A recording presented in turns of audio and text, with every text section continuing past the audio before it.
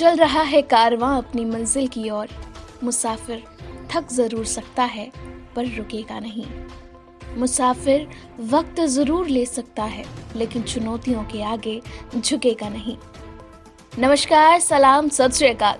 मैं हूं शालिका ठाकुर लेकर हाजिर आपके लिए हमारा ये खास कार्यक्रम जिसका नाम है क्या चल रहा है भारत। दोस्तों, क्या कुछ चल रहा है भारत में हर रोज आपको हम बताते हैं और आपके साथ शेयर करते हैं ढेर सारी इंफॉर्मेशन जो भी आपके लिए होती है जानना जरूरी। तो सबसे पहले हम बात करते हैं आज के इतिहास की। क्या कुछ खास घटनाएं आज के दिन इतिहास में हुई थी। तो 1799 में अमेरिका के पहले राष्ट्रपति जॉर्ज वॉशिंगटन प्रथम का निधन आज के दिन हुआ था। वे सर्वसम्मति के साथ अमेरिका के राष्ट्रपति चुने गए थे। 1924 में director, producer, showman Raj Kapoor का जन्म आज के दिन हुआ था। आज के दिन 1953 में पूर्व भारतीय टेनिस खिलाड़ी और कमेंटेटर विजय अमृतराज का भी जन्म हुआ था। आज के दिन 1995 में बोस्निया, सर्बिया और क्रोएशिया के नेताओं ने पेरिस में टेडन संधि पर दस्तखत कर 3.5 साल के लिए बाल्कन युद्ध को समाप्त किया था।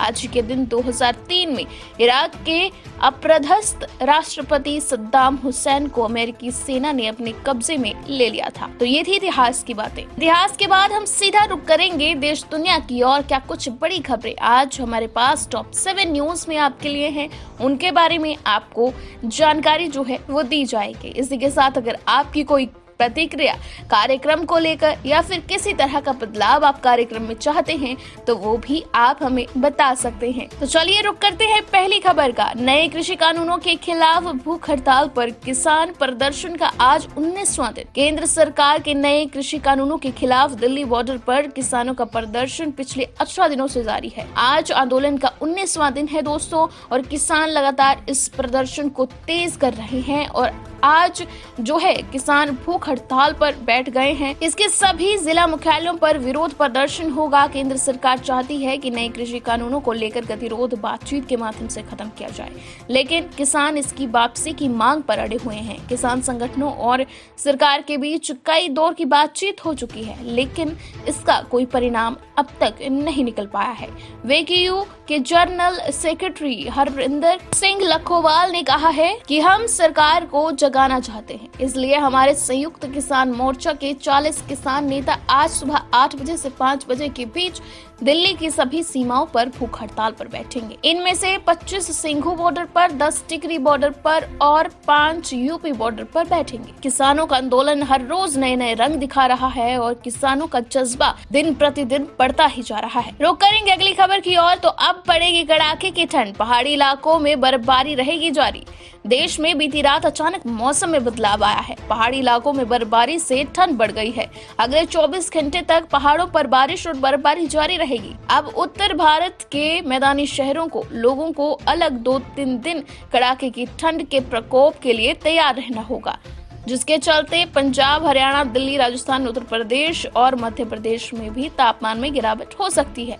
वहीं मुंबई सहित महाराष्ट्र, गुजरात और मध्य प्रदेश में बारिश जारी रहेगी। मौसम विभाग के मुताबिक 14 से 15 दिसंबर के दौरान यूपी के अलग अलग इलाकों में घना कोहरा छाया रहेगा। वहीं अगले 4-5 दिनों तक मध्य प्रदेश, महाराष्ट्र सहित देश के कई राज्यों में 2 दिनों तक बारिश जो है उसके आसार है, बारिश हो सकती है। तो इसी के साथ अब अगली खबर के बारे में आपको बताने जा रही हूँ। बहुत ही ज्यादा महत्वपूर्ण ये खबर, क्योंकि साल का आखिरी सूर्य ग्रहण आज है और क्या कुछ रहेगा इसका प्रभाव और इसके साथ क्या वक्त रहेगा जब सूर्य ग्रहण लगेगा, उसके बारे में भी आपको मैं डिटेल में सारी इन्फॉर्मेशन दे देती हूँ कि साल 2020 का आखिरी सूर्य ग्रहण 14 दिसंबर यानी कि आज लग रहा है। ये सूर्य ग्रहण अगहन मास की सोमवती अमावस्या के दिन वृश्चिक राशि और ज्येष्ठ नक्षत्र में लग रहा है। ज्योतिषी विद्वानों के अनुसार मार्ग शीर्ष अमावस्या के दिन लगने वाला सूर्य ग्रहण भारत में दिखाई नहीं देगा, इसलिए भारत में ग्रहण का सूतक काल मान्य नहीं होगा। ग्रहण का समय जो है, सूर्य ग्रहण भारतीय समय अनुसार 14 दिसंबर को शाम 7:03 पर शुरू होगा और 15 दिसंबर की रात 12:23 पर समाप्त होगा। ज्योतिषी और धार्मिक दृष्टि से ग्रहण का अशुभ समय अवधि होता है, इसीलिए इस दौरान कई चीजों को करना वर्जित नहीं माना जाता है। इसी के साथ मैं आपको ये भी बता दूं कि ज्योतिषीय गणना के अनुसार सूर्य ग्रहण अशुभ प्रभाव मेष, कर्क, मिथुन, कन्या, तुला और मकर राशि में पड़ेगा। इसी स्थिति में इन राशियों के जो जातक हैं, जिनकी ये राशियां हैं, वो विशेष सावधानी उनको बरतनी होगी। इस दौरान क्रोध और अनैतिक कार्यों को करने से बचें। तो ये तो रही सूर्य ग्रहण के बारे में बातचीत। अब इसके बाद हम सीधा रुक करेंगे हिमाचल की ओर और आपको बता दें कि हिमाचल की कैबिनेट बैठक जो है आज शुरू हो गई है और बड़े मुद्दों पर जिस पर चर्चा होनी संभव है। तो हिमाचल प्रदेश की कैबिनेट बैठक शिमला सचिवालय में सीएम जयराम ठाकुर की अध्यक्षता में शुरू हो गई है। इस बैठक में कई मुद्दों पर चर्चा के अलावा कई निर्णय जो हैं वो लिए जा सकते हैं। शिमला समेत 4 अन्य जिलों में जो नाइट कर्फ्यू सरकार ने लगाया हुआ है, उसे बढ़ाने या फिर उस पर रोक लगाने पर बड़ा फैसला सरकार ले सकती है। इसी के साथ सामाजिक कार्यक्रमों पर लगाई गई बंदिशों पर भी समीक्षा के बाद रियायत को लेकर फैसला किया जा सकता है। सोलन और शिमला टीसीपी एरिया से गाँव को बाहर करने के मामले में कैबिनेट में चर्चा होनी संभव है। पंचायत चुनावों की प्रदेश में तैयारियां जोरों शोरों पर हैं। जनवरी में पंचायतें अपना कार्यकाल समाप्त कर रही हैं और इसी बीच चुनावों को लेकर भी कैबिनेट में बड़ी चर्चा जो है वो हो सकती है। क्या कुछ रहता है खास आज की कैबिनेट बैठक में, वो कैबिनेट की बैठक खत्म होने के बाद ही पता चलेगा। तब के लिए हम बढ़ते हैं अपनी अगली खबर की ओर। तो हिमाचल में सड़कों पुलों की 72 परियोजनाओं की टेंडर प्रक्रिया पर रोक लगी है और ये रोक क्यों लगी है वो भी आपको बता दें। तो हिमाचल के लोक निर्माण विभाग ने सड़कों और पुलों की 72 नई परियोजनाओं की टेंडर प्रक्रिया पर अगले आदेश तक रोक लगा दी है। रोक इसलिए लगाई गई है क्योंकि अब नई व्यवस्था के तहत सड़कों और पुलों का काम पूरा होने के बाद अगले 5 साल तक वही ठेकेदार इनका रखरखाव भी करेंगे जिनका काम जिन्होंने करवाया है, यानी कि जिस ठेकेदार पर उस कंस्ट्रक्शन का ठेका है वही 5 सालों तक रखरखाव भी उसका करेगा। लोक निर्माण विभाग के कुछ मंडलों ने इन परियोजनाओं के टेंडर भी लगा दिए थे, लेकिन अब टेंडर प्रक्रिया दोबारा होगी। नाबार्ड की सड़कों के लिए व्यवस्था पहली बार की जा रही है। इस संबंध में विभाग ने सरकार के पास दस्तावेज मंजूरी के लिए भेज दिए हैं।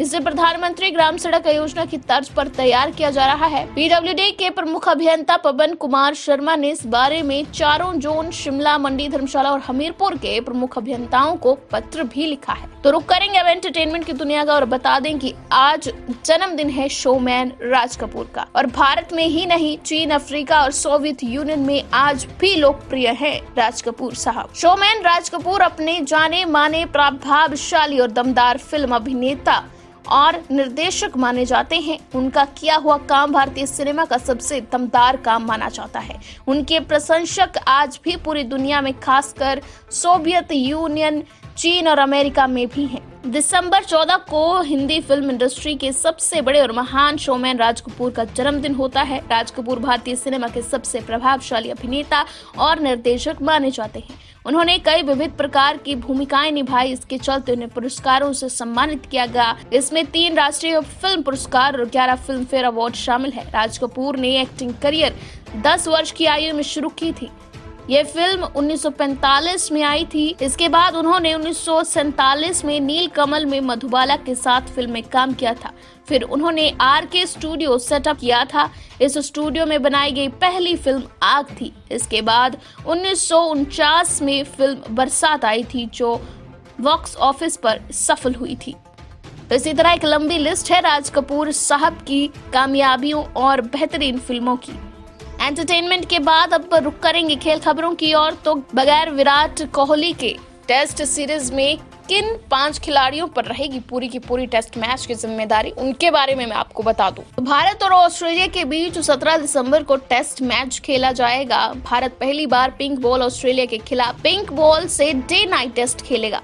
4 मैचों की सीरीज में कप्तान कोहली पहला टेस्ट खेलकर स्वदेश लौट जाएंगे और कोहली के बाद कौन से वो खिलाड़ी हैं जिन पर पूरा का पूरा ये जिम्मा रहेगा कि टीम अच्छा प्रदर्शन करे। तो मैं आपको बता दूं कि अजिंक्य रहाणे जो हैं विराट की गैर मौजूदगी में टेस्ट मैचों में एक टीम की कमान संभालेंगे। इसी के साथ चेतेश्वर पुजारा, जसप्रीत बुमराह, मयंक अग्रवाल और आर अश्विन के कंधों पर रहेगी इस जिम्मेदारी की टीम इस टेस्ट मैच में ऑस्ट्रेलिया के विरुद्ध अच्छा प्रदर्शन करे। इसी के साथ अब बात करते हैं कार्यक्रम के लास्ट सेगमेंट की, जिसका नाम है आज का ज्ञान। तो आज के ज्ञान में एक ऐसा ज्ञान मैं आपको देने वाली हूँ जो सच में आपको हैरान कर देगा। बहुत से लोग जो होते हैं घोड़ों के बहुत शौकीन होते हैं, घुड़सवारी के बहुत शौकीन होते हैं। तो आज का ज्ञान ये है कि लाखों वर्ष पहले घोड़े का जो आकार था वो बिल्लियों के बराबर हुआ करता था। है ना हैरान करने वाली बात। इसी के साथ कल आपसे पूछा गया था एक सवाल कि भारतीय सेना के प्रमुख कौन है, क्या नाम है उनका। इसका सही जवाब हमें सैम ठाकुर ने दिया है, तो बिपिन रावत है सही आंसर इसका। तो जो कल नहीं दे पाए हैं सही जवाब, उनके लिए आज फिर से हमारे पास है एक सवाल। तो आज का सवाल आपके लिए ये रहा, भारत की पहली महिला शिक्षिका कौन थी। तो जो भी है सही जवाब आपके पास वो दीजिए हमें कमेंट बॉक्स में, कमेंट करके बताएं अपना सही जवाब और बन जाएं हमारे फर्स्ट आंसर विनर। इसी के साथ यूं ही सुनते रहिए हमें और जुड़े रहिए हमारे साथ इस खास कार्यक्रम में जो हम लेकर आते हैं आप जैसे खास श्रोताओं के लिए। क्या चल रहा है भारत।